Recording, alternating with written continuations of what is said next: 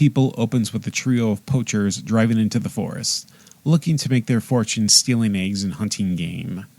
One sees a meteor crash while the other two ignore him.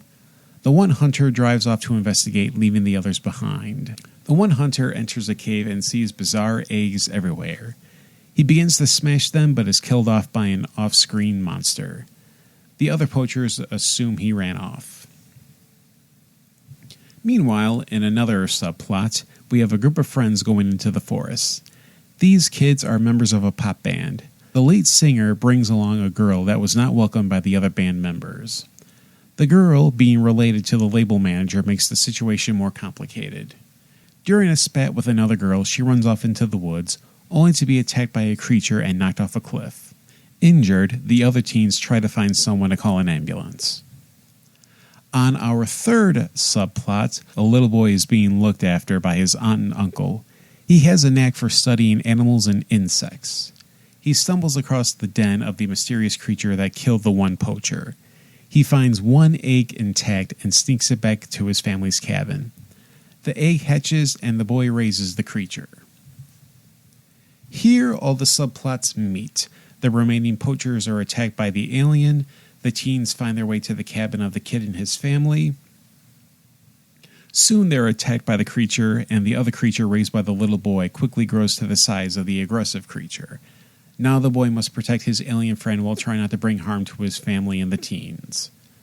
Pod People was one mess of a film, keeping track of all the different subplots.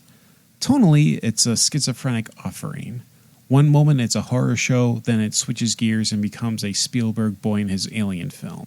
Director Juan Piquer Simon was dissatisfied with the film, and he has every right to be. If the film stuck with one genre, be it horror or family-friendly, it wouldn't have stood out as much. These changes of tone add to the fascination with this particular movie. Pod People is known by another title, ETV, Extra-Terrestrial Visitors. This Spanish-French co-production was clearly meant to capitalize on the monster success of Spielberg's E.T. the Extra-Terrestrial. This was typical of the European film markets, be it Spain, France, or Italy. Take a big hit from the American film market and essentially copy a film to gain a little runoff.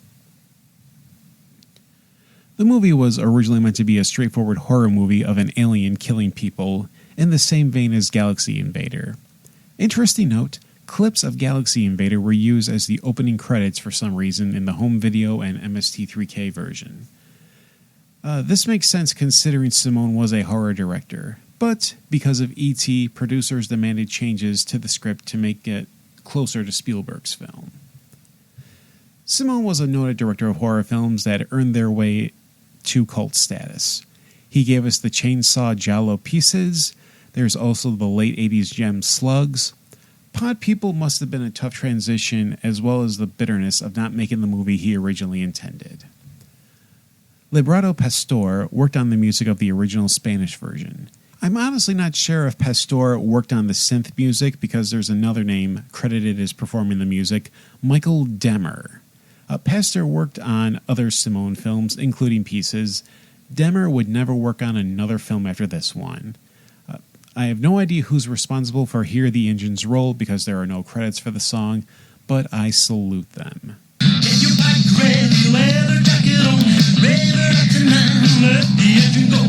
Get 'em down the highway at the speed of light. All I wanna feel is the wind in my eyes. Without some money in my pocket, and all the systems ready to go. With a big old marriage kicker to gear, stay as she goes, not flying overdrive. Get 'em down the highway at the speed of light. All I wanna feel is the wind in my eyes. Without some money in my pocket, and all the systems ready to go. Hey, the engine's run out. Hey, the engine's run out. Hey, the engine's run out. Hey, the engine's run out. Hey, the engine's run out. With fire burning all the time. Very few actors of note worked on this film. Ian Serra played the band leader Rick, and he also appeared in Pieces. He had a short acting career before becoming a producer. There's also Frank Bragna. He got his start in a bunch of spaghetti westerns, a few unofficial Django films, The first two entries of the Cat and Hutch trilogy, that would be God Forgives, I Don't, and Ace High. He had small roles in the Leone trilogy with Clint Eastwood. He was in the Three Fantastic Supermen Go West, as well as the second installment of the Blind Dead series. Pod People is a mind-boggling trip. It goes tonal and genre extremes. There's a few familiar faces from Simone's other films. The music is a hoot. This one holds up compared to some of the other films.